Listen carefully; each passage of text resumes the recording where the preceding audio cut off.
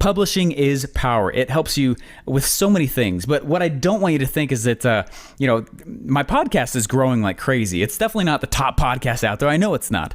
But my podcast is really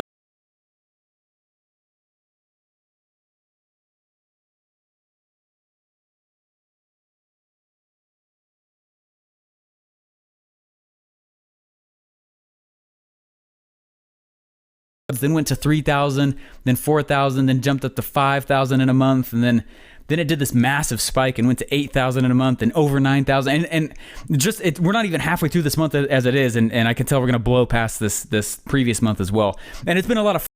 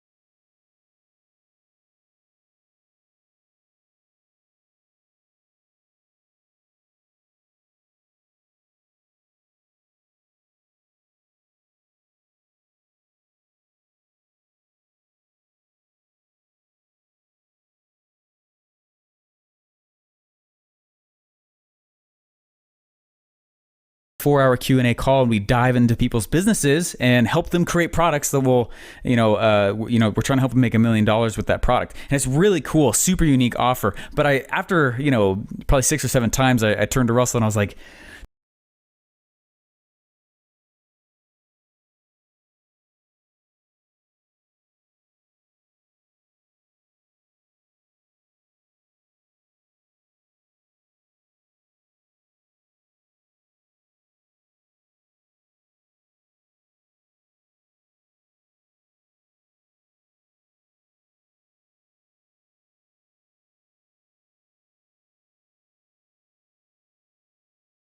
block for me in publishing, because I was like, what do I come up with every single time I do it? How often do I do it? How does it work? How's the tech work? What do I say? How do I say it? And those are all the big questions that I had.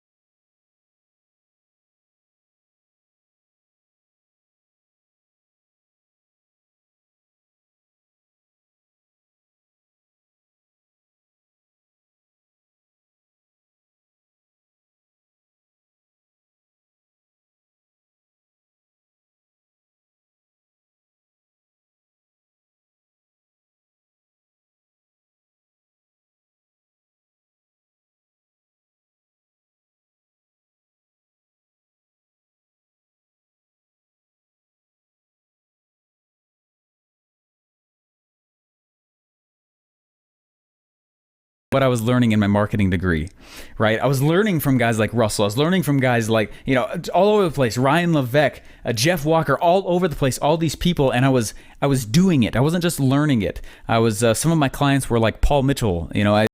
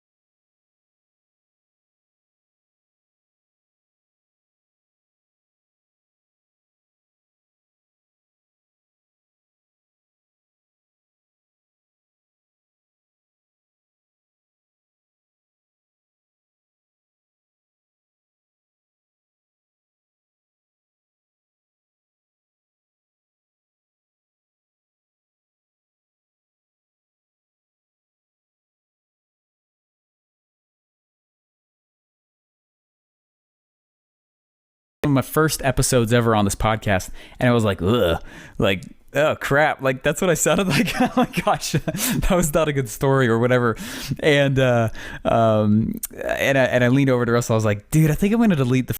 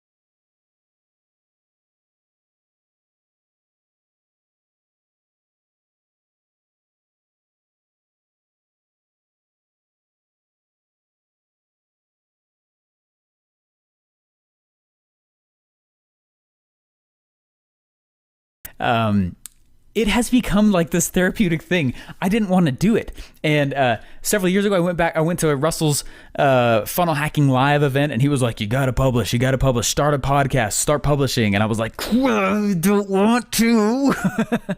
I'm not going to do it. And I was like, fine.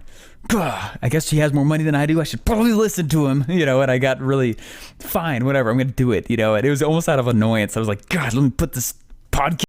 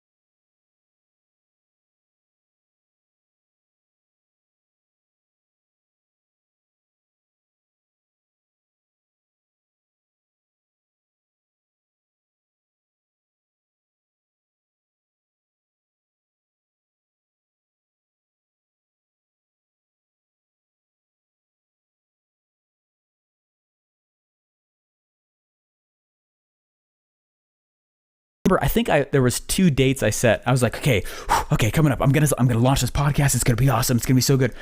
Okay, here's the date. I'm gonna do it on the date. Here it comes. And I had to psych myself up about it. And I went, and the date came, and here it was.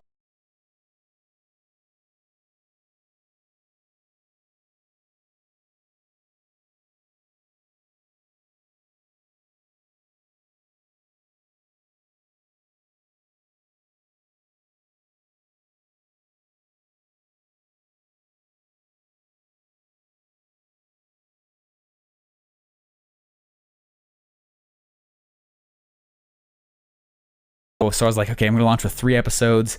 I'll tell a story. And I was like, you know what? And honestly, I don't know that I'm good enough. And so what I'm going to do is I'm just going to go interview other people. And that's what I did. And I lined up, I think it was probably 9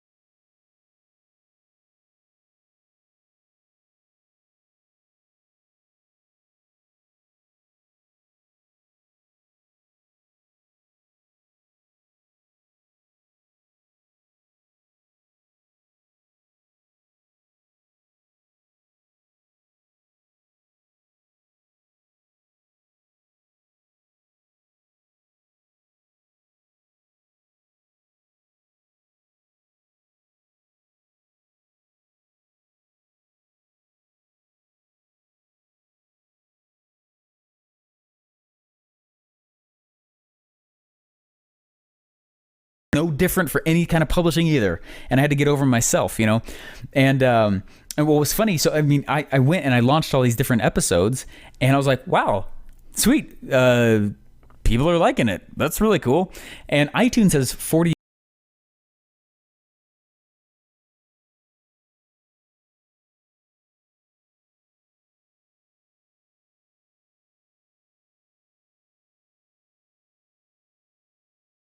I do not agree with that.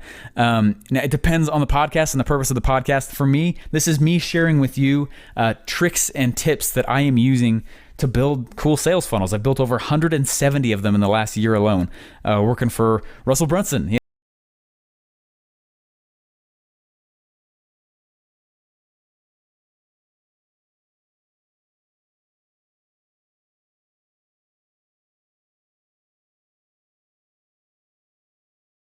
I had my own clientele, and it was awesome, and it's how I broke into the industry. And so that's the purpose for this podcast. And so I don't think that by you missing new and noteworthy section that you should abandon the entire project. I think you're still going to help find the voice. You're still going to create a distribution channel. You're still going to go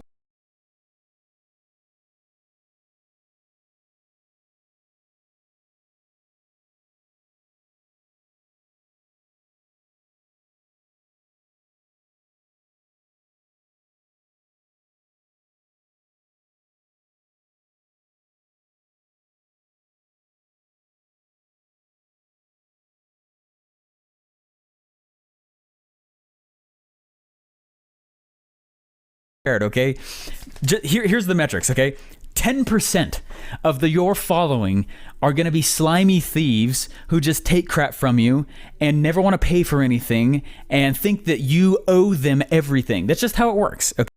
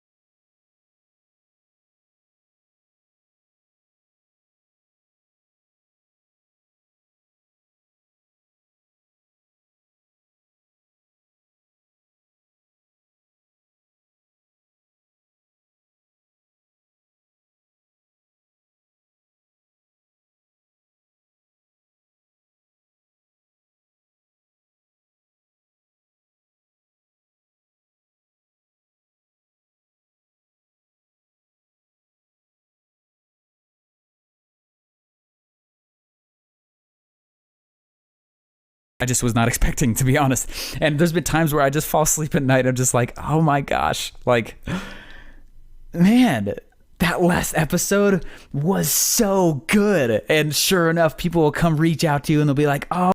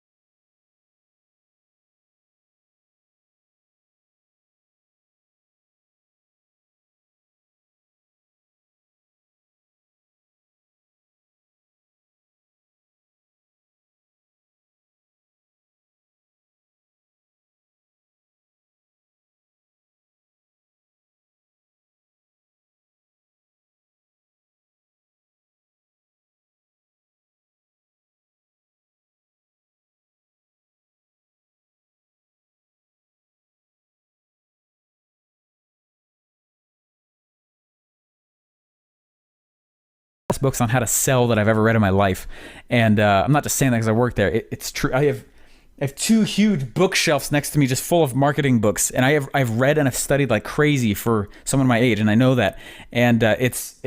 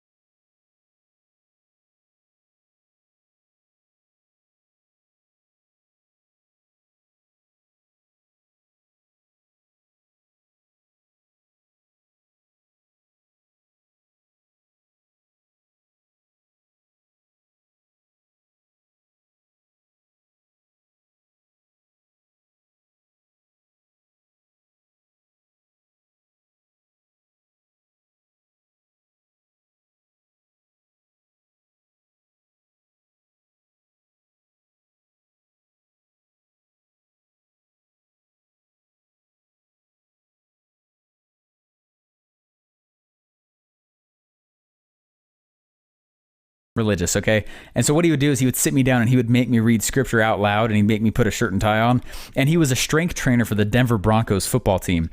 Big dude. This guy was massive, and he would put 1,000 pounds on his back and carry it till his nose bled. Like, that's not a joke. All right, he just won the strongest man competition for his weight class in America. Like, ridiculously strong man. And I was super fortunate to have him as a mentor for things other than, you know, his physical training, which is really, really cool. And this is a lesson he taught me that's changed my life forever.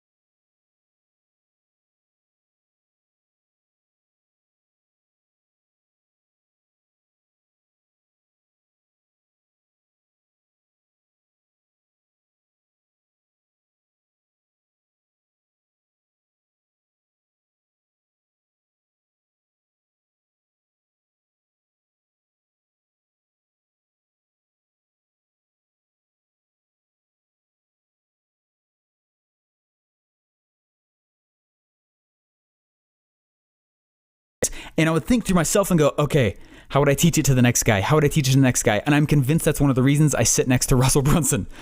Because in college and way back in the day when I was doing door-to-door sales, all these things, I literally was thinking to myself,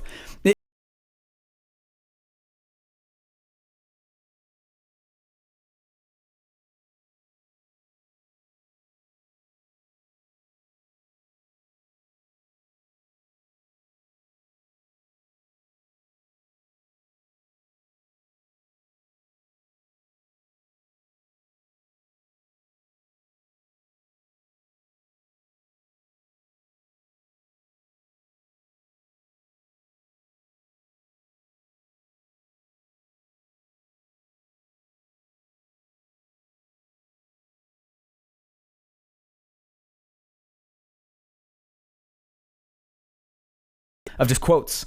And I can't remember where the quote is. I'm looking on my wall right now. I can't find it. But anyways, one of the quotes is that basically anytime you open your mouth and you communicate, you're either taking up space or you're adding value. And that's the key.